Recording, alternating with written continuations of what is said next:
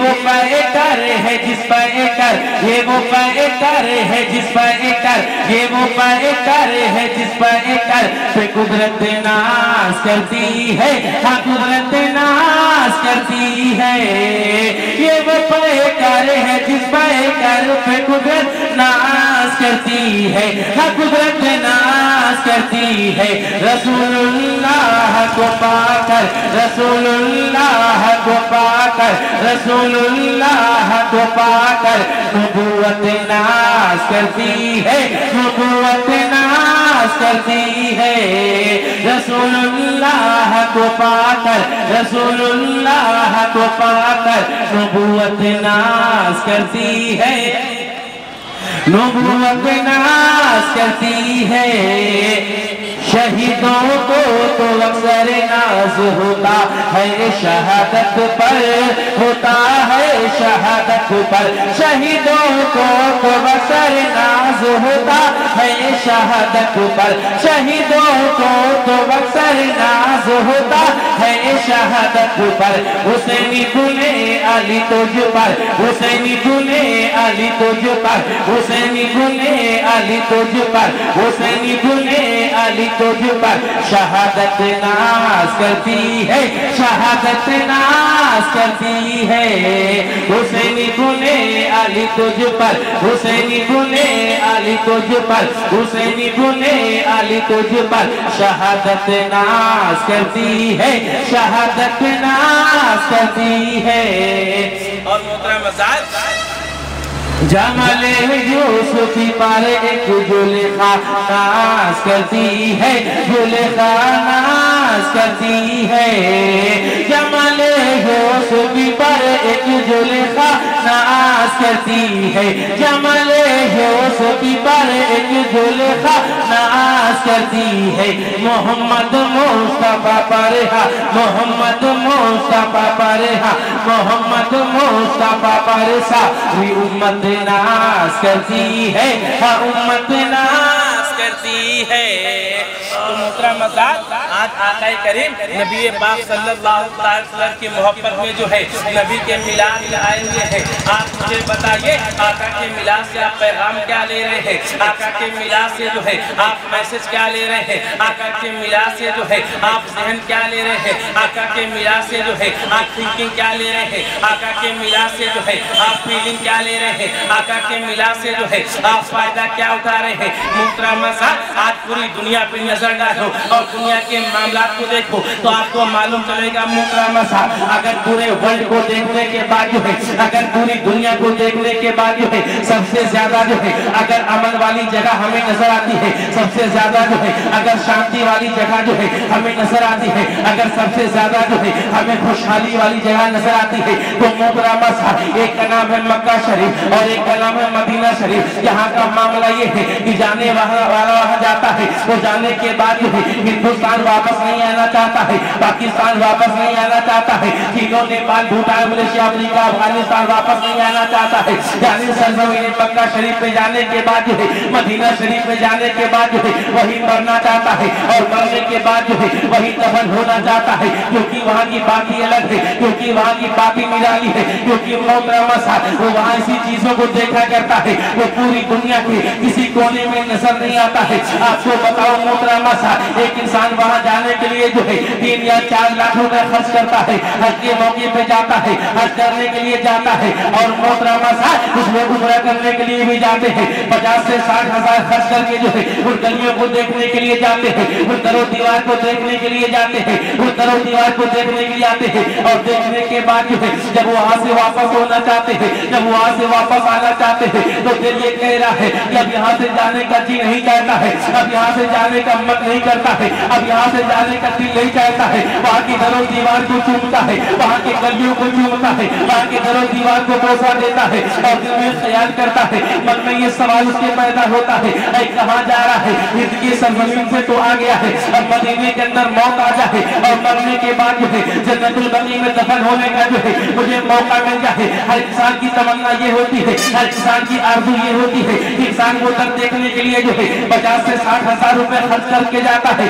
3 से 4 लाख रुपए खर्च करके जाता है। और ये मोहतरम साहब, अगर मैं आपको बताऊं तो जो नमाज इंसान जो है हिंदुस्तान में पढ़ता है वही नमाज वहाँ भी पढ़ता है, क़याम भी वही है, रुकू भी वही है, सजदा भी वही है, सुजूद भी वही है, सारे मामलात तो वही है, लेकिन वहाँ पढ़ने का ज्यादा सवाब है, यहाँ पढ़ने का कम सवाब है। अगर वहाँ आप पढ़ेंगे तो सवाब आपको ज्यादा मिलेगा, अगर हिंदुस्तान में पढ़ेंगे तो सवाब आपको कम मिलेगा। वहाँ नेकियां ज्यादा मिलेगी, यहाँ नेकी कम मिलेगी। जब इन चीजों को देखते हैं तो हमारा दिल जो है हिंदुस्तान में रहने का नहीं चाहता है और हमारे दूसरे का बात निकलती है, या इलाही वो मदीना कैसी बस्ती है जहाँ पर रात दिन तेरी रहमत बरसती है। हमारी आरज़ू ये हुआ करती है, हमारी तमन्ना ये हुआ करती है, लेकिन मोहतरमा साहब आज वहाँ का मामला ये है, आज वहाँ का हाल ये है, लेकिन हमेशा से वहाँ का मामला ये नहीं था। अगर 1400 साल पहले की तारीख उठा कर आप देखें तो आपको मालूम चलेगा मोहतरमा साहब ये मक्का शरीफ जो है वही शहर है जहाँ बुराइयों के अड्डे थे,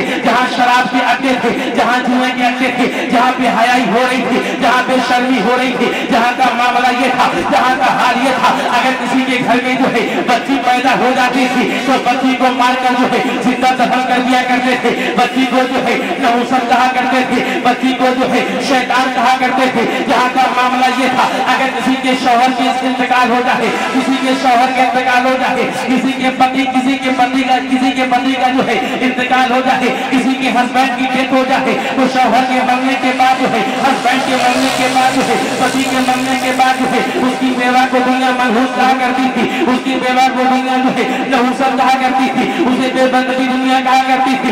उसका मामला ये हो गया था, उसका हाल ये हो गया था।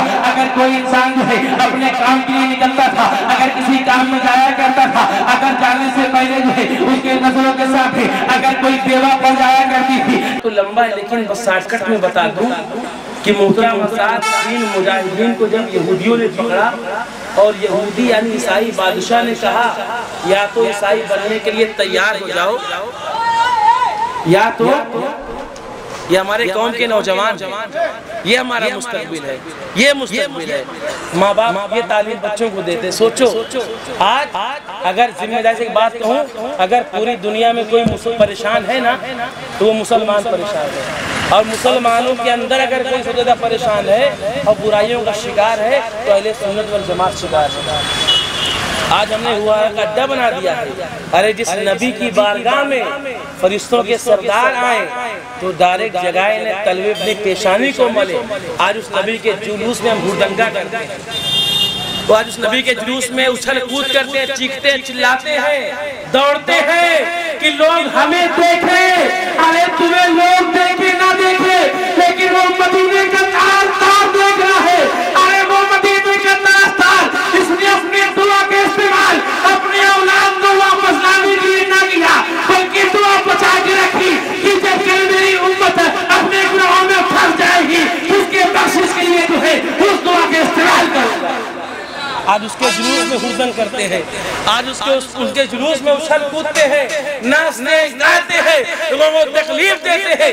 अरे जो नबी एक चींटी को भी तकलीफ ना दे, आज उसके जुलूस में हम दूसरों को तकलीफ देते हैं। आज हमारा मामला क्या हो गया है।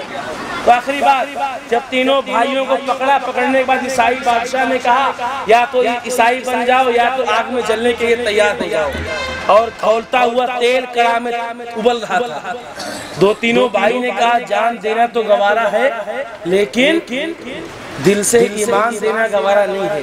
फिर कभी आऊंगा इंशाल्लाह मुकम्मल इस पर गुफ्तगू करूंगा। कहा जान दे सकते हैं, लेकिन जो नबी से ईमान मिला वो ईमान नहीं दे सकते।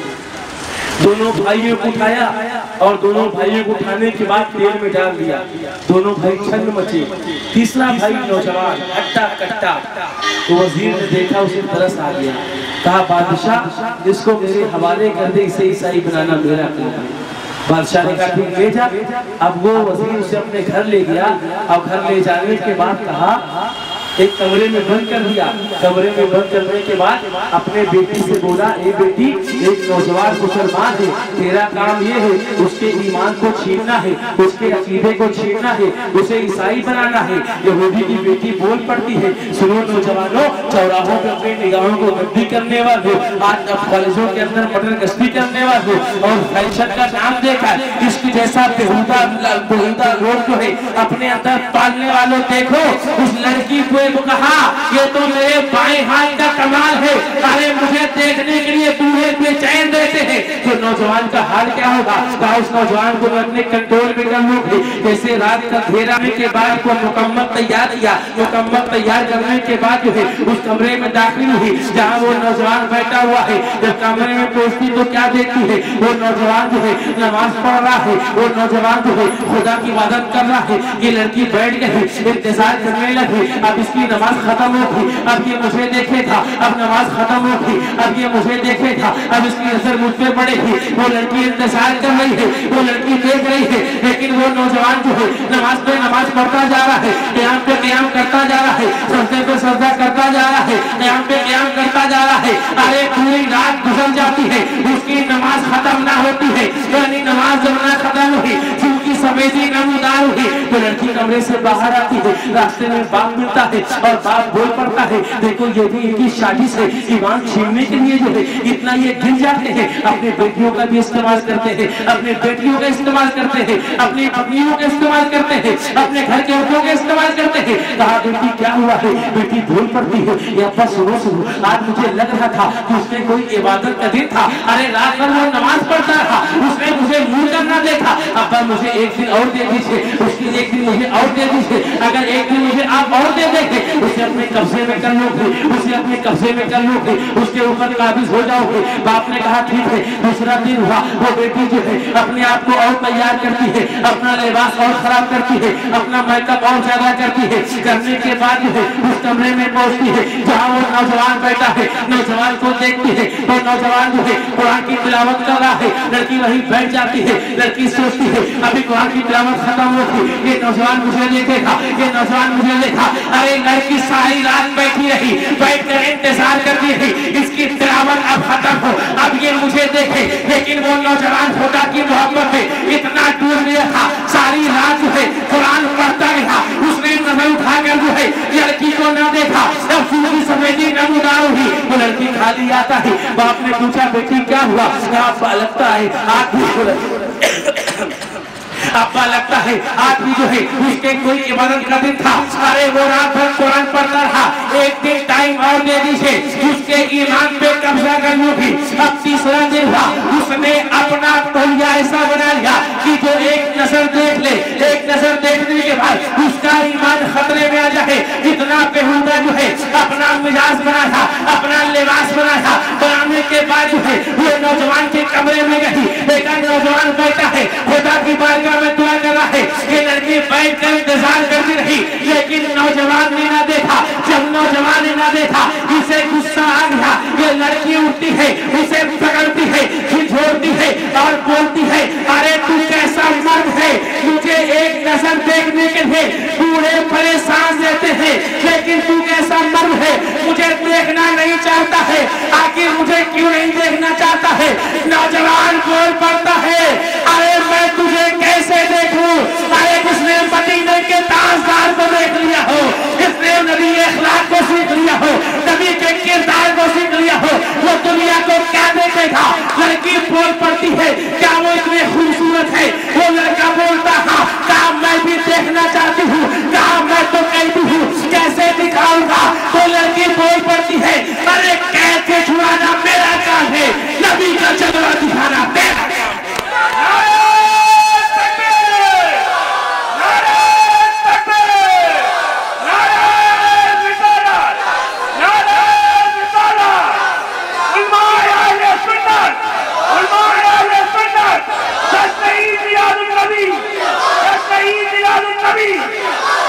तो आज यौमे पैदाइश पर ये अहद करके उठो, जब मुसलमान के कैरेक्टर को देखकर ईमान छीनने की जाने वाली लड़की कलमा पढ़ के मुसलमान हो जाए, इससे बड़ी बात कौन होगी? तो सिर्फ जलसा मना लेना, जुलूस निकाल लेना, यही सिर्फ मोहब्बत नहीं बल्कि नबी ने तालीम क्या दिया, नबी ने तरबियत क्या दिया। नबी फरमाते जब मेरे उम्मती नमाज पढ़े तो मेरे आँख में ठंडक मिलती है, जब मेरे उम्मती के पैरों में कांटा लगे तकलीफ मेरे दिल को होती है।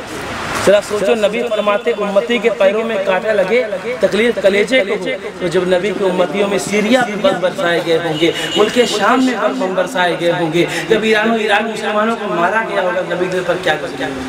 इसलिए अपने गुनाहों से तौबा करिए, नबी के सच्चे मानने वाले चाहने वाले बनिए, नबी के किरदार से पैगाम लीजिए, नबी के अखलाक से पैगाम लीजिए, नबी का दामन थाम लीजिए, क्योंकि अल्लाह तबारक व तआला ने अपने महबूब को सारी कायनात के लिए रहमत बनाकर भेजा। अगर नबी के किरदार पे अमल करेंगे, नबी के अखलाक पर अमल करेंगे, नबी के तालीमात पे अमल करेंगे तो ये दुनिया भी कामयाब हो जाएगी, आखिरत भी कामयाब हो जाएगी। अगर कहने में कोई गलती हो गई हो, अगर कोई जुमला इधर से इधर हो गया हो, अल्लाह रब्बुल इज्जत की बारगाह में दुआ है अल्लाह रब्बुल कायनात अपने महबूब के सदके से उसे माफ अता फरमाए। अस्तगफिरुल्लाह रब्बी मिन कुल्ली ज़ंबि व अतूबु इलैह। हमारे चैनल से जुड़ने के लिए YouTube पर लिम्रा एजेंसी सब्सक्राइब करें।